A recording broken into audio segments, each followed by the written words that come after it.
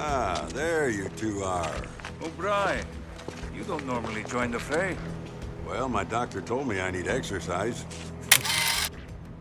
I assume you don't know that the FBC has the entire area. Clive R. O'Brien is one of the most important men that Jill Valentine and Parker Luciani will have contact with during the events of the game Resident Evil Revelations. The director of the Bioterrorism Security Assessment Alliance, or B.S.A.A. for short, Clive would pilot the organization during a time when they were still somewhat of a small operation. During his tenure, he would be sucked into the events of the Terragrigia panic as the FBC were having issues quelling the outbreak, the ensuing chaos of the situation going on to define most of his known directorial work moving forward.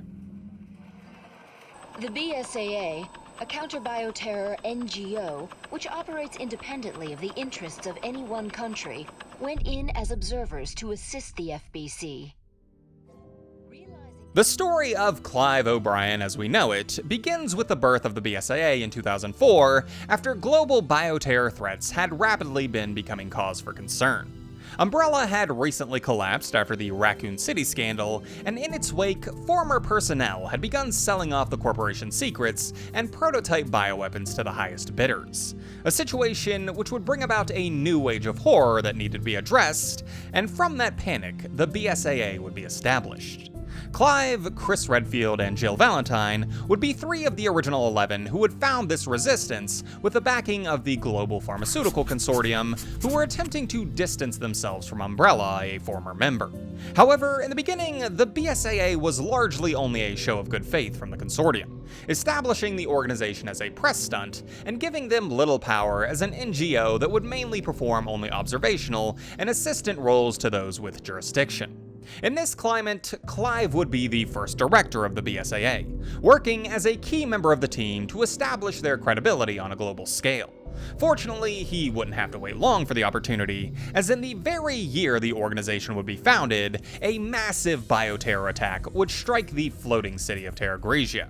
At the time, the leading figure in the space was an American agency known as the Federal Bioterrorism Commission, headed by a man named Morgan Lansdale. But even they weren't prepared for an attack of such magnitude, and so the B.S.A.A. would be brought in to assist, kicking off the intrigue that would define Clive O'Brien's career. I'm the only one left, General Morgan. The B.S.A.A. is pulled out. I want you to know that the FBC is making a huge mistake. In 2004, a terrorist group calling themselves Veltro would unleash a new virus into the Aquapolis of Terragrigia. Over the course of 3 weeks, it, in conjunction with unleashed hunters, would absolutely ravage the city, leaving most of the population dead and the response teams on the back foot. Seeing few options to save the city, Lansdale would make the decision to raze it to the ground with the use of its own solar satellite, the Regius Solis. A decision that O'Brien entirely opposed, as he saw it as the death of underlying answers that could shed light on how this attack had been propagated to begin with. He would bring this disagreement to Lansdale, but unfortunately his pleas would fall on deaf ears, as the FBC head had already made up his mind on the matter. Clive would dissent, but with only observational status, there was nothing he could do to affect the outcome, and would be forced to flee the city as the satellite annihilated the once thriving metropolis. Over the course of the next year, the situation would eat at the back of O'Brien's mind. Something about Lansdale's words had created a suspicion of him, but to what end he didn't quite know.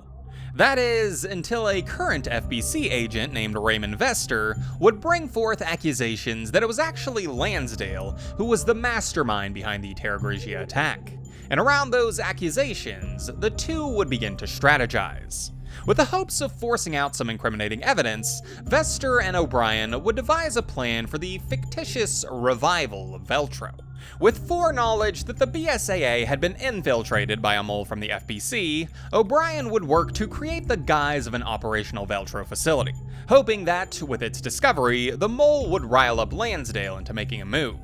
Meanwhile, Raymond would impersonate the leader of Veltro, Jack Norman, to apply even more pressure, as Norman supposedly had recordings of his and Lansdale's conversations. With these two threats, they would make their move. Clive would begin by sowing confusion into his forces in the field.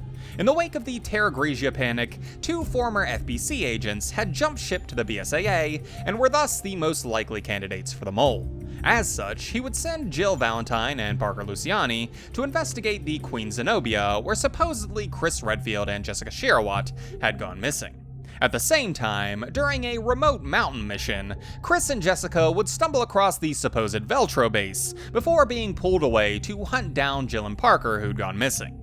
In the end, O'Brien's ploy would work, as Lansdale would respond with the same playbook of destruction as he had back in Terragrigia. He would destroy both the supposed Veltro mountain base as well as the Queen Zenobia, but unfortunately for him, before he had, one of O'Brien's agents would find something.